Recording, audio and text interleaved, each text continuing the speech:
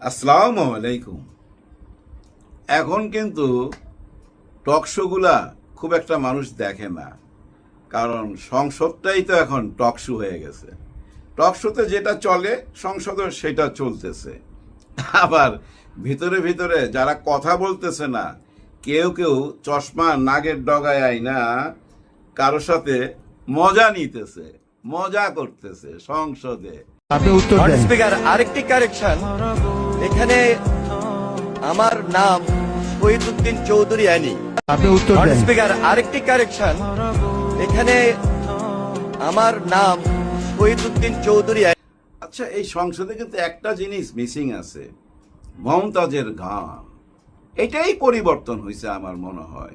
মমতাজ যেভাবে গান গাইতো এখানে, আরে সেদিন হান্নান মাসুদ প্রথম আসছে তো ভাই এ সংসদে, ইয়াং ছেলে, বাপেরে নিয়ে আসছে, বাপেরে বসাইছে ওই যে মেহমান খানায়। ওই সংসদের মধ্যে একটা জায়গা আছে, ওইখানে মেহমানরা বসতে পারে। উনার ছেলে কিভাবে সংসদে কথা বলে উপর থেকে দেখতেছে, উনি বইলা ফেলাইছে যে আমার বাবা আজকে এই সংসদে আছে, মানে কৃতজ্ঞতা জানাইছে।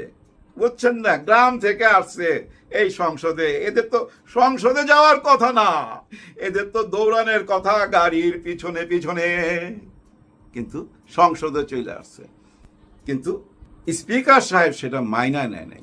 আইনে আছে ভাই, আইন মাইনা চলতে হবে। তো স্পিকার সাহেব বলছে এখানে ব্যক্তিগত কোনো মেহমান টেহমানের নাম নেওয়া যাবে না, কিন্তু এই সংসদের মধ্যেই গান গাওয়া হইতো, পীর, হজরত, মাওলানা এইসব উপাধি দেওয়া হইতো, আরব থেকে আসছে এইসব কথা বলা হইতো, সবাই শুনতো আর টেবিল থাপড়াইতো। এখনো টেবিল থাপড়ায়, আবার পিঠেও থাপড়ায় ভাই, পিঠেও থাপড়ায় বাম হাত দিয়ে। কে থাপড়াইছে জানেন? এই থাপড়ানো ওই থাপড়ানো না, বাহবা দেওয়া, বাহবা দেওয়া। সংসদ শেষ হইল, সবাই চলে যাইতেছে। আন্দালিব পার্থ, সেদিনকার হিরো আন্দালিব পার্থ, প্রধানমন্ত্রীকে দেখা দৌড়াই আইসা হাত বাড়াইয়া দিছে। প্রধানমন্ত্রী হাতে নিয়া বুকের কাছে নিয়া পিঠ থাপড়াইয়া দিছে।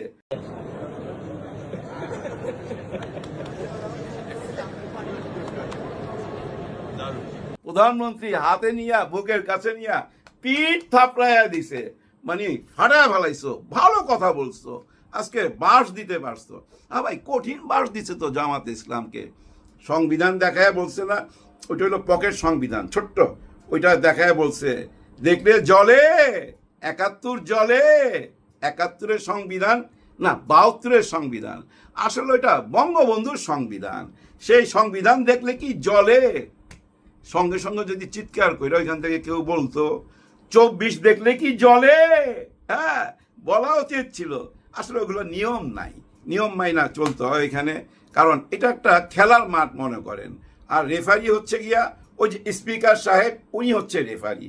দেখেন না, ভুল টুল হইলে উনি ধরায় দেয়, যেমন হান্নান মাসুদকে কথা বলতে দিল না। কিন্তু পরিবর্তন আসছে ভাই, এখন আর মমতাজরা নাই, এখন যারা আছে সবাই কাজের, পক্ষের বিপক্ষের যারাই আছে দুই দলই ভাই কাজের। এখন যারা আছে ভাই এদের মধ্যে অনেকেই দেশপ্রেমিক, অনেকেই আবার দল প্রেমিক। হ্যাঁ, নিজের দলকে ভালোবাসে, দল দিয়া বাংলাদেশটাকে বিচার করে। দল মনে করেন একটা লেন্স, ক্যামেরার লেন্স, ওইটা দিয়ে যদি আপনি তাকান আপনার দলের মানুষদেরকেই দেখতে পাবেন, এরাই হলো বাংলাদেশি। আর বাকিরা হচ্ছে ওই যে সংসদের সামনে বলছে না, ওই যে জঙ্গি যায়, জঙ্গি যায়, ওইটাই। হ্যাঁ ভাই, ওইটাই। বাকিরা হলো গিয়া রাজাকার, আলবদর, দেশ বিরোধী, ৭১ বিরোধী, স্বাধীনতার বিপক্ষের মানুষ। এদেরকে তো দেশে রাখা যায় না, এদেরকে পাকিস্তান পাঠায় দিতে হবে। আবার দেখেন না সংসদের মধ্যে টুপি, আবার দাড়ি, পাঞ্জাবি, আবার দেখেন না সংসদে ওই যে দাড়ি টুপি ওই পাগড়ি দেখা অনেকে বলা বলি করতেছে এই ফেসবুকে আইসা। পুরা সংসদ হয়ে গেছে আফগানিস্তান, পুরা সংসদ হয়ে গেছে পাকিস্তান। আর ওই দিন ওই যে আর্মিদের পিছন থেকে কথা বললো না, আরে কে কথা বললো? তাকে তো খুঁজা বাইর করতে হবে, তাই না? এইখানেই বিলাই মাইরা দিতে হবে, নাইলে সামনে কিন্তু আরো বলবে। দেখেন, গতকালকে আমি এটা নিয়ে একটুখানি আলাপ আলোচনা করছি। আজকেই দেখলাম সংসদে হাফিজ হানজালা, আমার প্রিয় ভাই, দেখতে খুব সুন্দর, ভালো লাগে ভাই, স্মার্ট স্মার্ট। আজকে কথা তুলছে তো সেটা নিয়ে, কি কথা তুলছে আপনাদেরকে একটু শোনাই। প্রতিবাদ হইতে হবে ভাই, কঠিন প্রতিবাদ হইতে হবে, বিষ দাঁত না ভাঙ্গা দিতে হবে এই ধরনের কথা যারা বলবে। এই কথাটা কে বলছে? সংসদ ভবনের দরজার সামনে সুরক্ষিত এলাকায় কে বলছে? এটা খুঁজা বাইর করা কোনো ব্যাপার? কোনো ব্যাপারই না, এটা খুঁজা বাইর করতে হবে। দাবি জানাইছে, এই দেখেন। আমাকে সম্বোধন করছিল, কিন্তু দুঃখের সাথে বলতে হচ্ছে আমি গত 30শে মার্চ আপনার সহধর্মিনী, আল্লাহ তাকে জান্নাতের আলা মাকাম নাসিব করুন, আমি তার জন্য দোয়া করি। তিনার জানাজায় আমি এসেছিলাম এবং উপস্থিত হয়েছিলাম। দক্ষিণ প্লাজা থেকে যখন আমি ভিতরে ঢুকবো, একদম কাছাকাছি পিছন থেকে কেউ একজন আমাকে সম্বোধন করছিল, ওই যে জঙ্গি এমপি যাচ্ছে। হ্যাঁ, এটা কি সংবিধানে লেখা আছে? নিশ্চয়ই নাই। জঙ্গি বলার কারণটা আমি উনি দাবি জানাইছে, কারা এই জঙ্গি বলছে তাকে খুঁজা বাইর করতে হবে। সাদা পাঞ্জাবি সুন্নতে রাসূল রয়েছে, এটার জন্য হয়তো তিনি আমাকে ওইভাবে জঙ্গি বলে সম্বোধন সে আমাকে করেছে। আমি মনে করি আল্লাহ নবীর সুন্নত এবং এই পোশাক কোনোদিন জঙ্গির অ্যাসেম্বল হতে পারে না, জানেন সবাই। ইয়েস, এই জন্য আমি আপনার কাছে একটি অনুরোধ করতে চাই, মাননীয় স্পিকার, আপনি সিসি ফুটেজ যেটি রয়েছে, আপনি যদি হ্যাঁ। মাননীয় স্বরাষ্ট্র মন্ত্রী এবং সংসদের সার্জেন্ট এট আর্মসকে যদি আপনি একটু অনুরোধ করবেন। সোজা কথা, সিসিটিভি ফুটেজ দেখা তাকে বাইর করতে হবে। কে এই কথা বলছে তাকে খুঁজা বাইর করতে হবে, এই দাবি জানাইছে। মাননীয় স্পিকার এটা আমলে নিছে, বলছে এটা নোটিশ আকারে আমার কাছে পাঠান, এটা আমলে নিছে। দেখা যাক, এই ফুটেজ দেখে যদি বাইর করতে পারে তাহলে কিন্তু 20 দাঁত ভাঙ্গা দেওয়া হইলো। আর যদি এটা বাইর না করতে পারেন, ভবিষ্যতে এরকম আবার আক্রমণ করবে ভাই। হ্যাঁ, ভিতরে আক্রমণ করবে, বাইরে আক্রমণ করবে। আপনাদেরকে পরে একটা ট্যাগ দিয়া এই দেশে জঙ্গি জঙ্গি বইলা নাটক সাজাবে ইন ফিউচারে, এটা মাথায় রাখেন। গত 16 বছর ওই একই কাজ হয়েছে। আরে প্রথম বছরই যদি সবাই মিলা ওই 20 দাঁত ভাঙ্গা দিত না, তাহলে 15 বছর এই জুলুম সহ্য করতে হইতো না। কিন্তু এখন কি কেউ এই জুলুম সহ্য করবে? না, এই জুলুম সহ্য করবে না। এটার প্রতিবাদ হইতে হবে। আমার সবচেয়ে আফসোস লাগে কি জানেন? এই কথাটা নিয়ে আমার সবচেয়ে প্রিয় একজন মানুষ আছে ভাই। আরে ওনারা হারায় আমি সত্যি সত্যি খুব দুঃখ ফিল করছি ভাই, কষ্ট পাইছি। কার কথা বলতেছি জানেন? আমাদের চরমনাই পীর সাহেবের কথা। উনি সংসদে থাকলে খুবই ভালো হইতো, সংসদে যাইতে পারলো না। কেন যাইতে পারে নাই আপনারা তো জানেন। উনি ওইভাবে হঠাৎ করে 11 দল থেকে বাইর হয়ে যায় কত বড় ভুল করছে, নিশ্চয়ই উনি এখন অনুধাবন করতে পারতেছে। কিন্তু তারপরও কেন উনার মুখ বন্ধ? সংসদে না যাইতে পারলে কি হয়েছে? বাইরে থেকে কথা বলা যায় না? শিশির মনির সাহেব কথা বলতেছে না? আরো অনেকেই তো কথা বলতেছে। যেমন এই যে টকশোর মধ্যে দেখবেন রাজ্জাকি সাহেব, হ্যাঁ, অ্যাডভোকেট রাজ্জাকি সাহেব একাই তো 100, সবাই সাথে তো ফাইট দিয়ে যাচ্ছে। আজকে থেকে না ভাই, গত 18 মাস যাবত আমি ফলো করতেছি রাজ্জাকি সাহেবরে। একাই 100 ভাই, কেউ তার কাছে টিকবে না, যুক্তিসঙ্গত কথা বলে। এইভাবে যুক্তিসঙ্গত কথা বলতে অসুবিধা কি? চরমনাই পীর সাহেব, আপনাকে বলতেছি, আপনার কিছু মুরিদ আছে ভাই আমার নোয়াখালীতে, আমার শ্বশুরবাড়ির এলাকায়, ওদের সাথে আমার কথাবার্তা হয় ভাই, আপনার জন্য পাগল তো। কিন্তু আপনি কেন এই মুহূর্তে চুপ, বোবা হয়ে গেলেন কেন? কবি কেন কথা বলে না? আপনি কেন গণভোট নিয়ে একটা বাক্য উচ্চারণ করলেন না? কারণ কি ভাই? এটা কি বুঝাইতে পারবেন? এই যে গণভোট নিয়ে পক্ষে বিপক্ষে এত কথা চলতেছে, গতকালকে রাত্রে দেখলাম ছাত্ররা ভাই রাস্তায় নামছে। এভাবে ধীরে ধীরে হয়তো সামনে আরো নামবে। কিন্তু চরমনাই পীর সাহেব আপনি একদম চুপ। কারণ কি?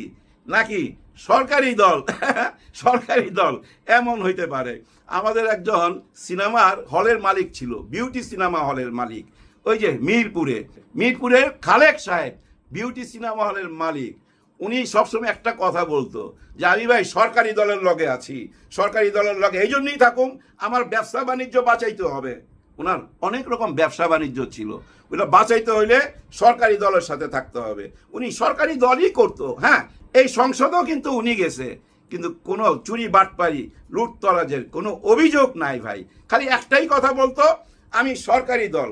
এখন চরমনাই পীর সাহেব আপনিও কি সরকারি দল হয়ে গেলেন? কারণ কি? আমার মনে হয় একটা ভয় কাজ করতেছে আপনার। কারণ আপনার এখানে তো ভাই প্রচুর টাকা আসে, কারণ আপনি পীর মুরিদরা দেয়, ভালোবাসা দেয়। এই যে টাকাটা আসে, এই টাকার হিসাব কে রাখে? এই টাকার কি কোনো ট্যাক্স দেওয়া হয়? দানের টাকার ট্যাক্স হয় কিনা আমি জানি না। এইসব টাকা পয়সার হিসাব যদি কেউ চায়, তার জন্য কি আপনি চুপ করে আছেন যে না ভাই আমি কোনো কথা বলার দরকার নাই, চুপচাপ থাকি, তাইলে আমার টাকা পয়সা খাজনা ফাজনা বাড়ি জমি গাড়ি সব নিয়ে টান দিতে পারে, হিসাবে টান দিলে আমি ধরা খেয়ে যেতে পারি, এই জন্য কি চুপ ছিলেন? কিন্তু আপনাকে তো জানি আপনি বজ্রকণ্ঠ, বিপ্লবী কণ্ঠ, কিভাবে একটা টাইমে চালাবাজ চালাবাজ বইলা বিএনপিকে ধোলাই করতেন, কিন্তু আজকে আপনি গণভোট নিয়ে একটা কথা বলতেছেন না। এই যে জঙ্গি যায় জঙ্গি যায়, কাকে বলতেছে? আপনারই এক ভাইকে বলতেছে, এটা নিয়ে একটা টু শব্দ করতেছেন না। এই জায়গায় দুঃখটা পাই ভাই, দুঃখটা লাগে। যাই হোক, এবার আসি মাওলানা আমির হামজা সাহেবের কাছে। ওনার তো বিপদ, চারিদিক থেকে ওনার বিপদ, মামলার পর মামলা। একটা মামলা তো খাইছে আপনারা জানেন 100 কোটি টাকার মানহানির মামলা। আমাদের জ্বালানি মন্ত্রীকে নিয়ে উনি কিছু কটু কথা বলছে, ডাইরেক্ট বলছে নাস্তিক, এই কথাটা বলছে। এইটা ওনার আত্মসম্মানে লাগছে, লাগারই কথা, কারণ ওনারা বংশীয়, রাজবংশীয় তো ভাই। ওনার পিতা ছিলেন পাকিস্তান আমলের শিল্পমন্ত্রী, ওনারা পুরা বংশটাই ভাই রাজনীতির সাথে জড়িত। মান সম্মান আছে না একটা ব্যাপার, ওনাকে নাস্তিক বলছে, এই জন্য উনি 100 কোটি টাকার মামলা করছে। এখন আমার কথা হচ্ছে, একটা ইজ্জতের দাম 100 কোটি টাকা, টাকা দিয়ে কেন ইজ্জতের মাপকাঠি হবে? টাকা দিয়ে কেন ইজ্জত বিচার করবেন? 1000 কোটি, হাজার হাজার লক্ষ লক্ষ কোটি দিয়েও তো ইজ্জত পাওয়া যায় না, যার জন্য ইজ্জতের দাম অমূল্য, এটা কোনো মূল্য নাই। এই জন্য 100 কোটি টাকার মামলাটা করলেন কেন? যাই হোক, এই মামলাটা কিন্তু ইকবাল হাসান মাহমুদ টুকু সাহেব নিজে করে নাই, অন্য একজন করছে, ওনার ভক্ত বা আত্মীয় স্বজন হইতে পারে। এই গেল একটা মামলা। এদিকে আবার আরেকটা মামলা, সেটা আজকে দেখলাম, এটা হলো 50 কোটি টাকা ঘুষের মামলা। এইটা আবার একটা অন্য ঘটনা, সেটা রোজার সময় 26শে ফেব্রুয়ারিতে কুষ্টিয়াতে বা কোথাও উনি ইফতার করতে গেছিল। ওই ইফতারের মঞ্চে কোনো একটা ভাষণ দিছিল। ওই ভাষণের মধ্যে কথায় কথায় উনি বলছিল যে আমাকে কিনতে চেষ্টা করছে, 50 কোটি টাকা দিতে চাইছে, 3 দিনের মধ্যে আমি 50 কোটি টাকার অফার পাইছি। আমি বলছি 50 কোটি কেন, 100 কোটি টাকা